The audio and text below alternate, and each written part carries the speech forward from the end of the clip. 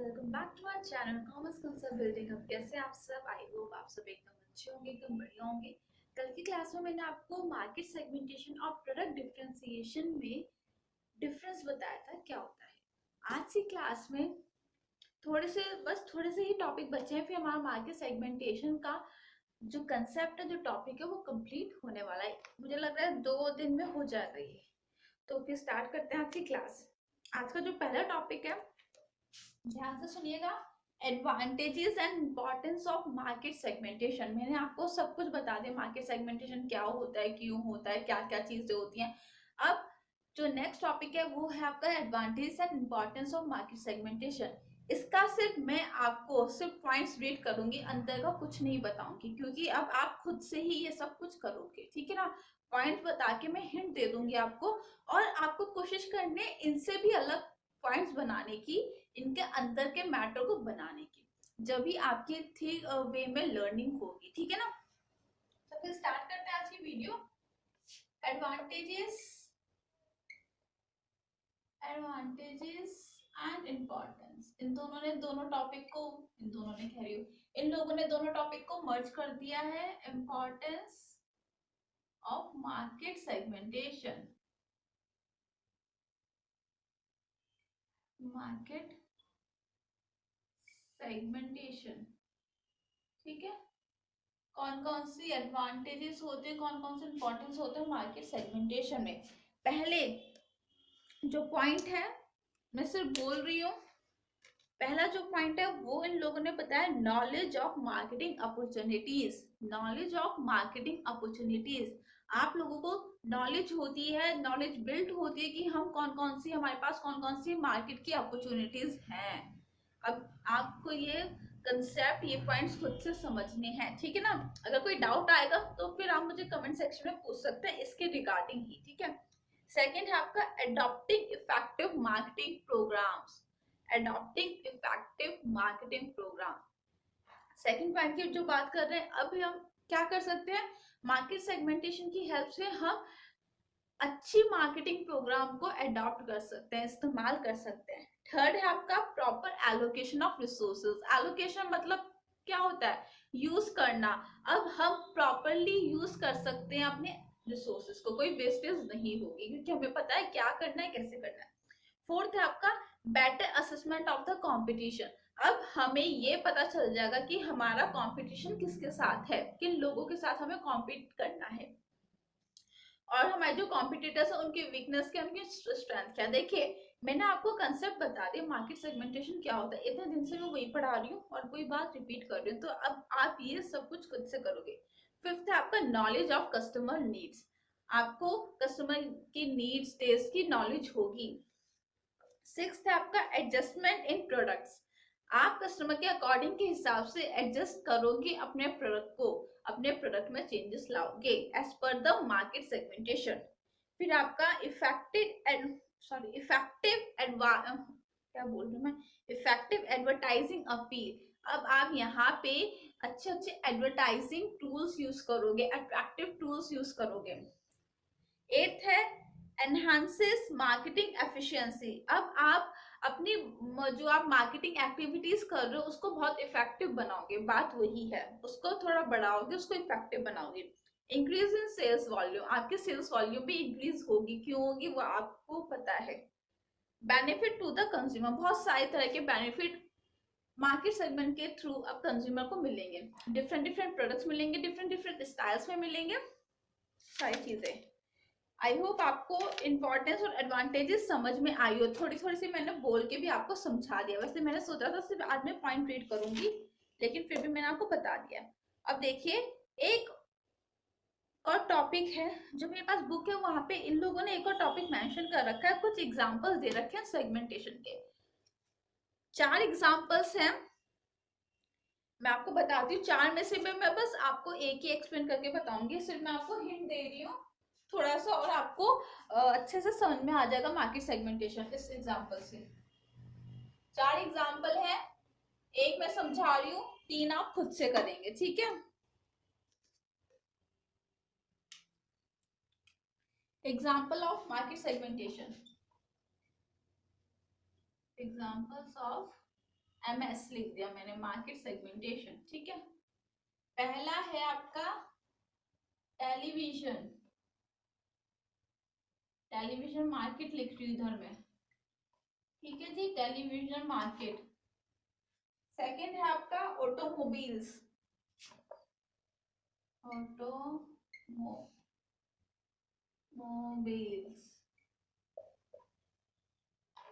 Third है आपका watches, घड़ी।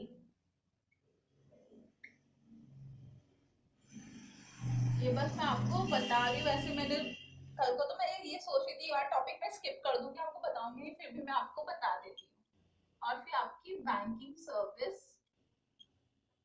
मार्केट, मार्केट में लिखना भूल गई इन सबके नीचे, बैंकिंग सर्विस मार्केट। ये भी आपका मार्केट है, वॉच का मार्केट है, ये भी आपका मार्केट है। अब देखिए सुनिए, इसमें आपको क्या करना है, टेलीविजन के मार्केट को अब आप बताना, सोचना, टेलीविजन का मैं आपको समझा दूंगी, इन तीनों का आप खुद से करना।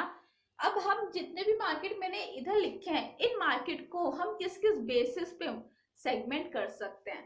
फॉर एग्जांपल टेलीविजन मार्केट है, इस मार्केट को मैं कैसे सेगमेंट कर सकती हूँ, देखिए सुनिए। Television market can be segmented on the basis of income, कि कस्टमर की इनकम क्या है। पहला है आपका इनकम सेगमेंट, कि मतलब हम टेलीविजन मार्केट को इनकम के बेसिस पे भी सेगमेंट कर सकते हैं। ठीक है जी, इनकम में आपका हो जाएगी हाई इनकम, लो इनकम और ये मिडिल। ठीक है ना, मैंने ऐसे लिख दिया इसको। फिर होता है आपका साइज ऑफ स्क्रीन, कि आपको कौन से साइज में चाहिए टेलीविजन, मतलब 32 इंच का चाहिए, कितने का चाहिए। ठीक है ना, बिग स्क्रीन चाहिए, बिग हो गई, मीडियम हो गई, मतलब बहुत सारी होती है। फिर होता है आपका, ठीक है, फिर होता है क्या लिखा है इन लोगों ने, टेक्नोलॉजी, टेक्नोलॉजी के बेसिस पे भी कर रखा है। टेक्नोलॉजी, आपको एलईडी चाहिए, एलसीडी चाहिए, कैसा चाहिए आपको। ठीक है ना, कलर टीवी चाहिए, कलर्ड, आजकल तो वैसे कलर्ड ही चल रहे हैं, कलर टीवी, मतलब कौन सी टेक्नोलॉजी का, बहुत ज्यादा अच्छी टेक्नोलॉजी चाहिए, एंड्रॉइड वाला चाहिए, कैसा चाहिए आपको। ठीक है ना, ये मैंने आपको एक छोटा सा बताया, वैसे मैंने कल को सोचा था आपको नहीं करवाऊंगी, लेकिन फिर भी मैंने करवा दिया।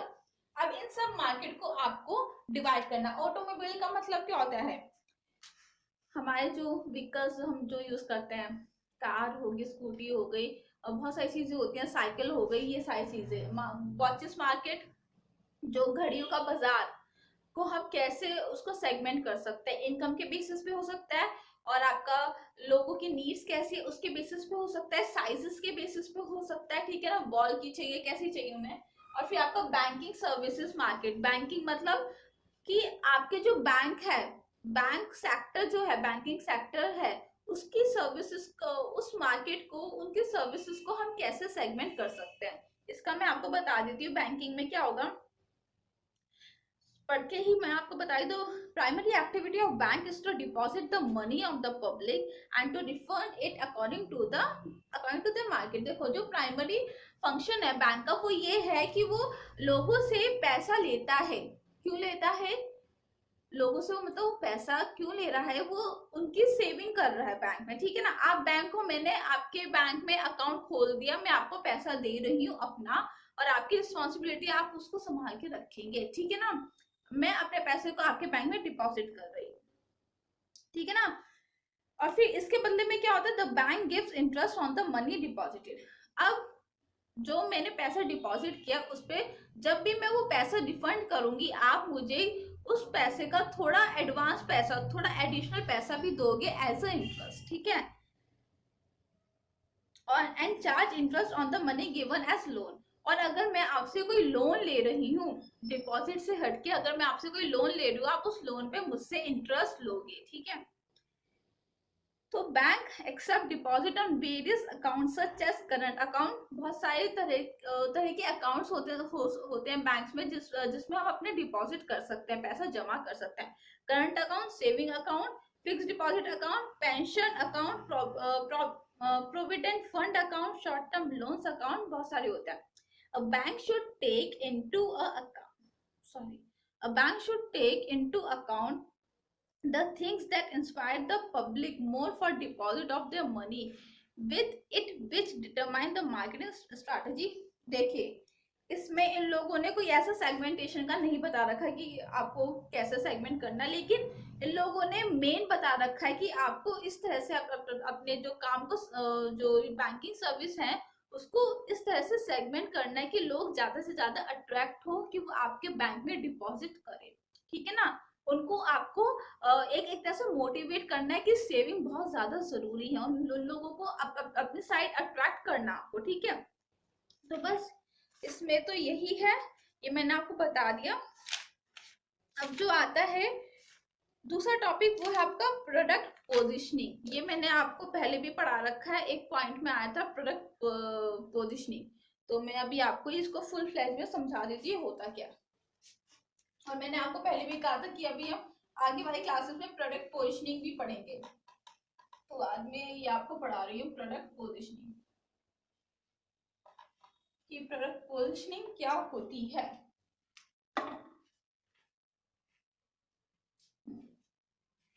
प्रोडक्ट पोजिशनिंग, पोजिशनिंग का मतलब क्या होता है कि मतलब एक चीज को किसी जगह पे फिक्स करना. ठीक है ना. और यहाँ पे प्रोडक्ट पोजिशनिंग का मतलब क्या है कि हम अपने प्रोडक्ट को कस्टमर के दिमाग में कैसे एक उसकी अच्छी इमेज बनाए या एक अच्छे तरीके से उसके दिमाग में फिक्स करें. मतलब अगर कस्टमर के दिमाग में कोई, फॉर एग्जाम्पल मुझे कोई कपड़ा खरीदना है, तो मेरे दिमाग में कंपनी वाले ऐसा सेट कर देंगे अपनी इमेज कि मुझे यही लगेगा या मुझे कपड़ा खरीदना है तो मैं फैब इंडिया पे ही जाऊंगी, मैं और कोई ब्रांड नहीं लूंगी, क्योंकि उनकी कंपनी का नाम, उनकी कंपनी के प्रोडक्ट की जो जगह है वो मेरे दिमाग में बहुत अच्छी जगह फिट हो चुकी है. मतलब उन लोगों ने अपने प्रोडक्ट को मेरे दिमाग में बहुत अच्छी जगह पे बिठा रखा है. वो प्रोडक्ट, वो कंपनी का प्रोडक्ट मेरे लिए सुपीरियर है आज के टाइम में, वो फर्स्ट पोजीशन में मेरे माइंड में रैंक हो रखा है, तो मैं फैब इंडिया के ही कपड़े लूंगी. तो यही होता है प्रोडक्ट पोजिशनिंग में कि आप ऐसी स्ट्रैटेजी यूज कीजिए, ऐसी मार्केटिंग प्रोग्राम्स यूज कीजिए कि आपका जो प्रोडक्ट है वो कस्टमर के दिमाग में अच्छी जगह पे छपे, अच्छी जगह पे छपे. छपने के लिए तो बहुत सारे प्रोडक्ट होते हैं और बहुत सारी जगह पे छप सकते हैं, लेकिन हमें अच्छी इमेज बनानी है, अच्छी जगह पे हमें छापना है. मीन्स सुपीरियर या फर्स्ट रैंकिंग पे हमें अपने प्रोडक्ट को छापना है कस्टमर के दिमाग में. ठीक है. जगह तो दो होती है, एक अच्छी एक बुरी, तो हमें अच्छी जगह पे ही कस्टमर के दिमाग में उसको छापना है. ठीक है. फर्स्ट रैंक पे छापना है और 10th रैंक पे नहीं छापना. देखिए सुनिए, प्रोडक्ट पोजिशनिंग यहाँ पे मैं लिख देती हूँ हेडिंग, प्रोडक्ट पोजिशनिंग. क्या है, भूल गई. पोजिशनिंग, कभी खुद भी हम भूल जाते हैं. Product positioning. ठीक है जी. सुनिए, product positioning strategy is an effective technique for creating a sound product image. Means creating या create sound image. Sound image आ गया ना, एक अच्छी इमेज. साउंड इमेज का मतलब एक अच्छी इमेज इन कंज्यूमर माइंड, जो मैंने आपको बताया, अच्छी इमेज क्रिएट करना. और ये एक ऐसी स्ट्रैटेजी है जिसमें हम क्रिएट कर सकते हैं साउंड इमेज. ठीक है ना. Product positioning is not what you do to a product. Product positioning ये नहीं है कि तुम अपने प्रोडक्ट के साथ क्या कर रहे हो, but it is what you do to the minds of consumer. मतलब इनका कहने का मतलब ये है कि प्रोडक्ट पोजिशनिंग का मतलब ये नहीं है कि तुम अपने प्रोडक्ट के साथ कैसे डील कर रहे हो, अपने प्रोडक्ट में क्या क्या चेंजेस ला रहे हो. प्रोडक्ट पोजिशनिंग का मतलब ये है अब तुम कंज्यूमर के साथ क्या कर रहे हो, कंज्यूमर के दिमाग में अपने प्रोडक्ट को कैसे छाप रहे हो. यहाँ पे हम कंज्यूमर के साथ डील कर रहे हैं. ठीक है ना. तो आपको अपना प्रोडक्ट अच्छा रखना पड़ेगा जब भी वो कस्टमर के दिमाग में छापेगा. Hence, product positioning is an act of positioning the product in the minds of consumer. तो ये एक तरह की स्ट्रैटेजी है प्रोडक्ट पोजिशनिंग, या एक तरह का एक्ट है जिसके हेल्प से हम अपने कंज्यूमर के दिमाग में अपने प्रोडक्ट की अच्छी इमेज बना सकते हैं, ठीक है ना। तो इसके लिए ये लोग क्या करते हैं, product positioning strategies concern with selecting the marketing mix. हम वो वाली मार्केटिंग मिक्स यूज करेंगे जो हमारे लिए सही होगी और हमारे कंज्यूमर के लिए, ठीक है ना। तो बस इसमें यही है आपका प्रोडक्ट पोजिशनिंग, ठीक है। अब इसके कौन कौन से स्टेप्स होते हैं प्रोडक्ट पोजिशनिंग में, वो मैं आपको बता देती हूँ। 3 स्टेप होते हैं, वो भी मैं आपको आज कवर करा देती हूँ यहाँ पे। प्रोडक्ट पोजिशनिंग के स्टेप्स कौन कौन से होते हैं। देखते हो, अगर वीडियो ज्यादा लंबी जा रही होगी तो मैं सिर्फ आज हेडिंग लिख के आपको थोड़ा सा बता दूंगी और उनको एक्सप्लेन मैं कल को कर दूंगी। देखती हूँ मैं अभी वीडियो कितनी लंबी जा रही है। हाँ, तो अभी मैं सिर्फ आपको स्टेप्स ही बता रही हूँ, वीडियो थोड़ी लंबी जा रही है। अभी मैं आपको स्टेप्स लिख के बता रही हूँ कौन कौन से स्टेप्स होते हैं। ये आपके दिए हैं Philip Kotler. Philip Kotler, Philip Kotler कौन है, father of marketing, okay, given by. और स्टेप्स कौन कौन से हैं। फर्स्ट है आपका आइडेंटिफाइंग पॉसिबल कॉम्पिटिटिव एडवांटेजेस। आपको पता नहीं मुझे क्या हो रहा है, मैं क्या क्या बोल रही हूँ। आइडेंटिफाइंग देखना, possible competitive advantages, competitive advantages, ठीक है जी। फिर सेकंड क्या, स्टेप बाय स्टेप चलेगा। इस स्टेप्स को आप आगे पीछे मत करना, एक के बाद दूसरा, ये इसी ऑर्डर में आएंगे, कभी आप आगे पीछे कर दो। फिर सेकंड है आपका चूजिंग द राइट। अब हम चूज करेंगे, चूजिंग द राइट कॉम्पिटिटिव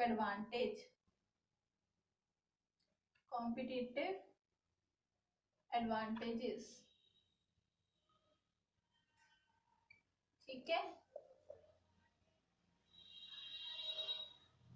फिर थर्ड है आपका last, signalling the competitive advantages, signalling the competitive advantage.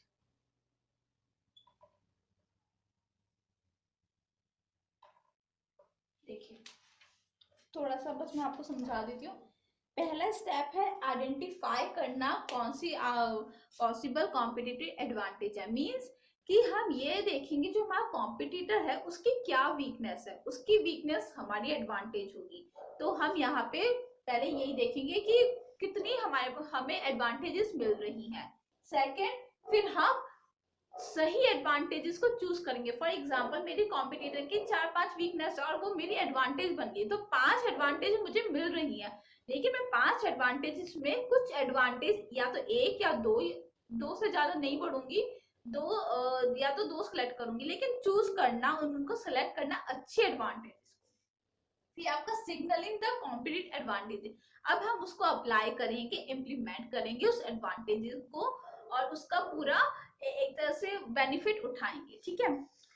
तो मैंने अभी ये शॉर्ट में आपको समझा दिया, कल को मैं इन तीनों पॉइंट्स को अच्छे से आपको एक्सप्लेन कर दूंगी। वैसे तीनों पॉइंट्स में यही है, लेकिन मैं फिर भी आपको कर दूंगी। तो 2 दिन में मुझे लग रहा है अब ये कंसेप्ट खत्म हो जाएगा मार्केट सेग्मेंटेशन का, ठीक है। तो फिर आज की क्लास में बस इतना ही, कल को मिलते हैं। मैं कल को आपको ये सारे स्टेप्स को अच्छे से एक्सप्लेन करवाऊंगी। तब तक के लिए बाय।